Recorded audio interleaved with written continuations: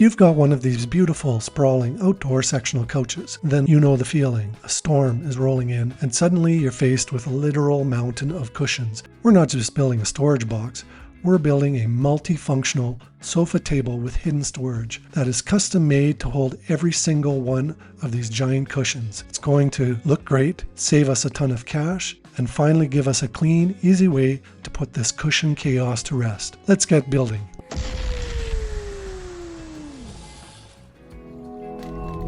So for our project, because we're making 2 cabinets in my case, each cabinet uses just under 3 full sheets of plywood.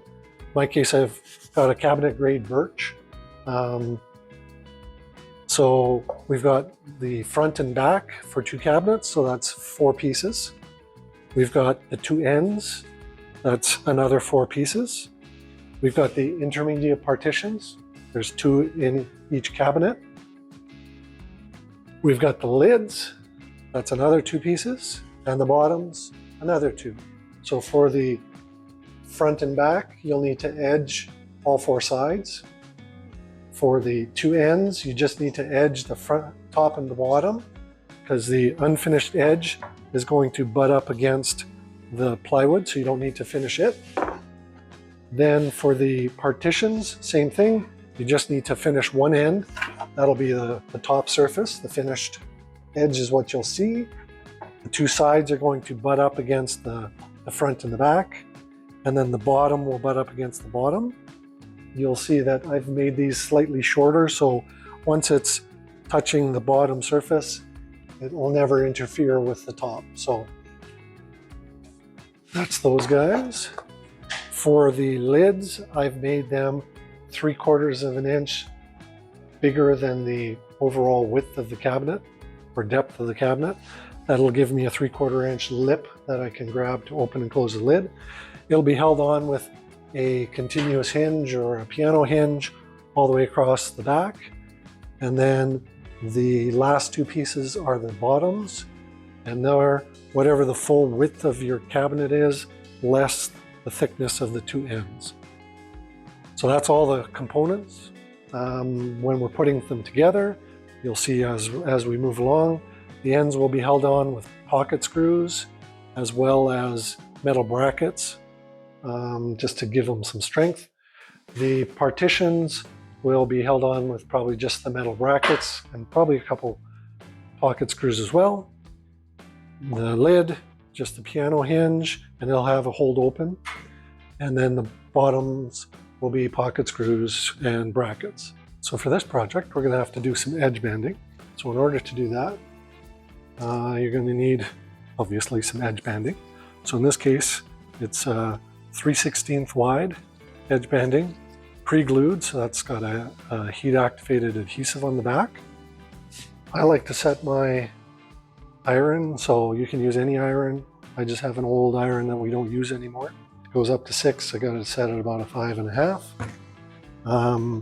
Also helps to have an edge band trimmer. This makes life a lot easier, but you can trim off the excess with an X-Acto knife or a utility knife, having a pair of some sort of snips to trim the ends, and I just have a pair of cutters, like flush cutters, and a little piece of sandpaper just to finish the edge off.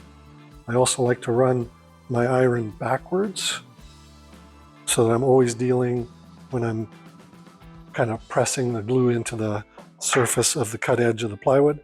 So I'm always dealing with a hot edge as I move across. Doesn't take long to heat up that glue, and then I just like to press it down. Like I said, it'll shift the edge banding.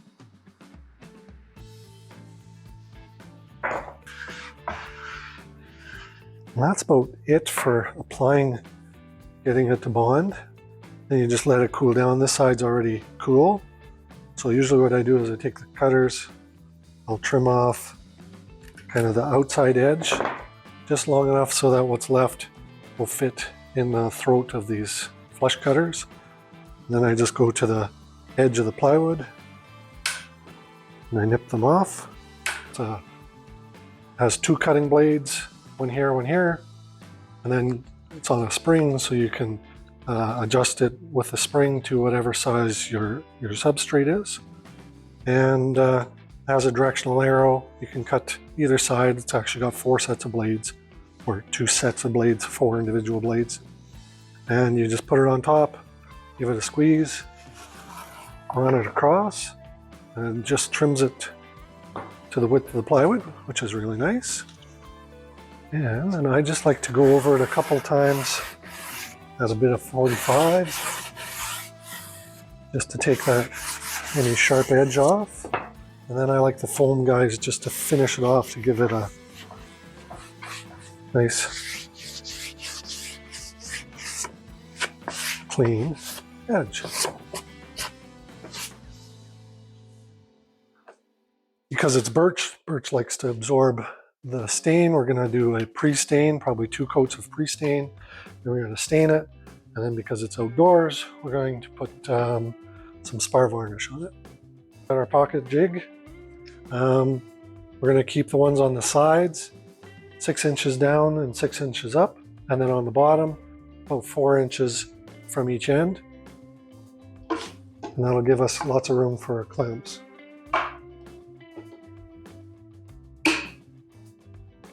So just make sure that you set your jig, if you have these, so that it's set for the thickness of the plywood. In this case, it's 3/4 an inch. Got the drill bit.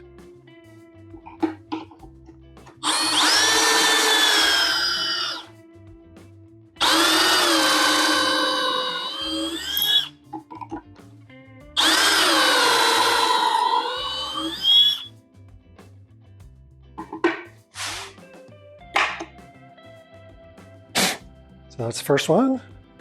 We'll just keep going.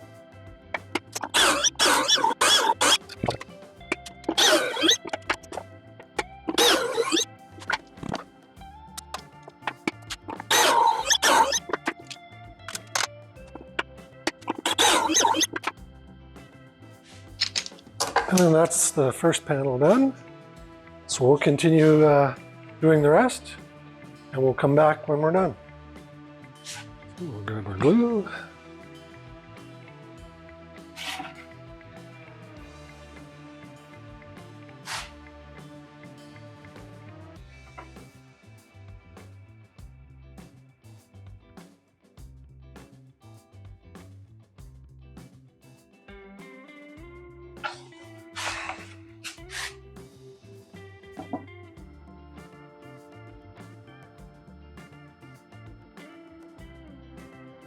And that should be pretty good like that. We'll check you're happy with everything, then we'll grab a couple of our pocket screws.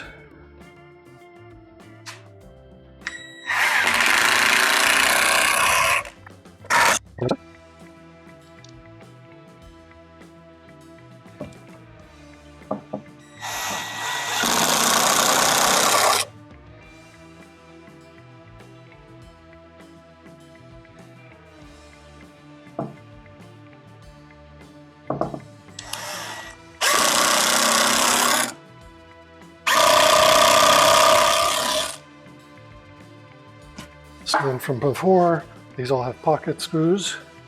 So we're going to put this one in this direction. Then I just have these little corner clamps. I just kind of like popping one on. Just stops the board from falling over. And then I'm going to take 2 of our corner brackets. So what this will do is if we line it up properly on that reference line, and screw it in, it stops the creep from the pocket screws. And then we can pop in the 2 pocket screws from this side.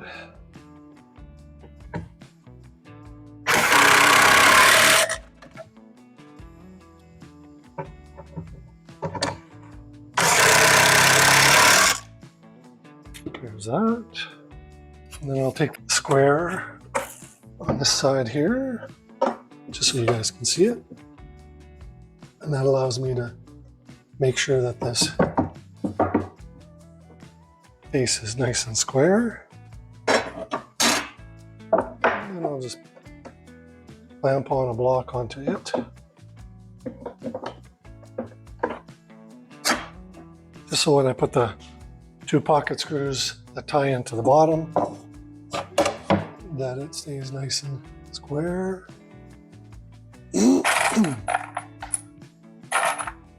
we can pop in the 2 bottom pocket screws.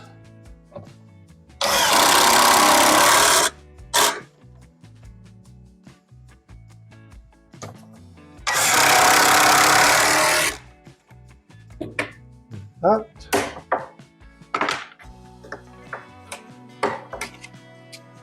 That's beautifully flush. So we now have the cabinets prepped with 1 coat of pre-stain conditioner, 2 coats of oil-based stain, and then the last thing we're going to do is do the protective finish, which is spar varnish, and we've chosen to clear spar varnish in a satin finish. So we're going to go ahead and start applying that, and you can see how that goes. So the spar varnish can be a little on the thick side, so just make sure that once you get it on, you go over it in the grain with the grain of the wood, just to even out any brushing lines. It should self-level to some extent as it dries once it's on there. And we're probably going to have to do at least 2 coats of this. We'll see how it looks at the end of 2 coats and see whether we want to go with a 3rd coat or not.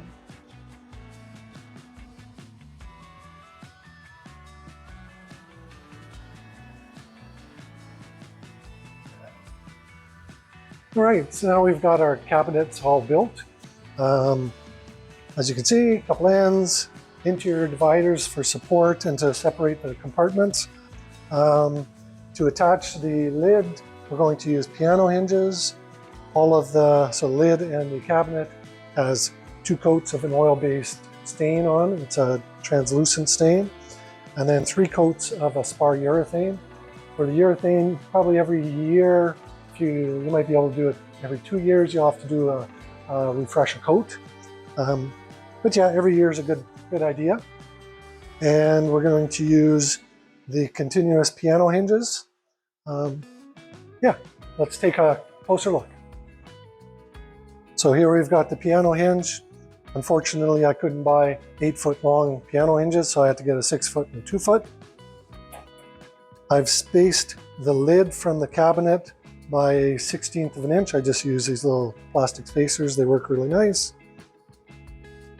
That'll allow me to have the hinge lined up perfectly flush with the end of the lid. And then it'll be a 1/16 of an inch away from the cabinet, so that when you open up the lid, that the edge of the cabinet and the edge of the lid won't bind together. I need the lid to be able to open to greater than 90 degrees, so some are probably 100, 110 degrees. So I'm going to be using just an inexpensive chain that'll attach to the cabinet base and to the lid, so that when it goes beyond 90 degrees, the weight of the lid will keep the lid open. So what you can see is I've used clamps just to put in 1/16 inch spacers to hold everything nice together. I'm going to use these just slid in, so it gives me something to push the hinge up against to keep it flush with the edge of the lid. And then you just open it up and space it to where it needs to go. The piano hinges use specific screws, so continuous hinge screws. I recommend that you use them. And these are 5/8 by 5. So we're going to pre-drill and then use a #1 Robertson, and that's how you'll attach them. And it's probably a good idea just to make sure that your bit is not longer than your plywood, just to be on the safe side so you don't actually drill right through your plywood. So we'll just line up one of the holes. Give it a quick pre-drill.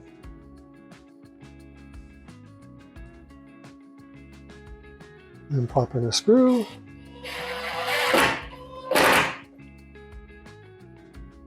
And I'm just going to do the same thing at the other end, just to kind of line it up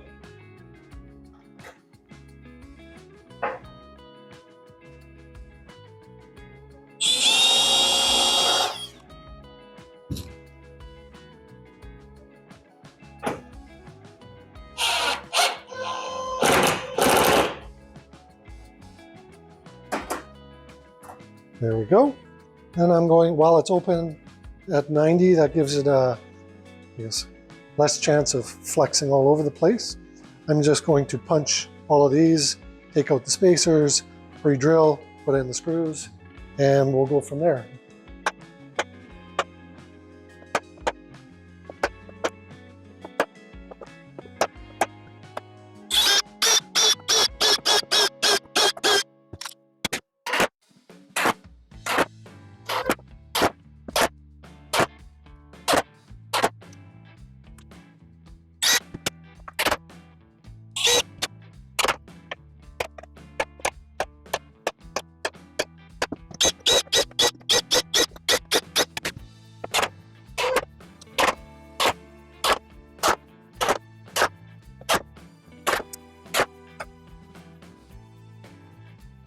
So now we have the hinge installed, so the lid's all good.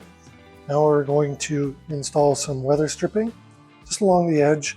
That'll keep out, in the winter, any snow that might blow by. It'll keep out, hopefully, any spiders or bugs. So this stuff's pretty easy to apply. You basically just cut it to length, peel the adhesive off, and you're good to go.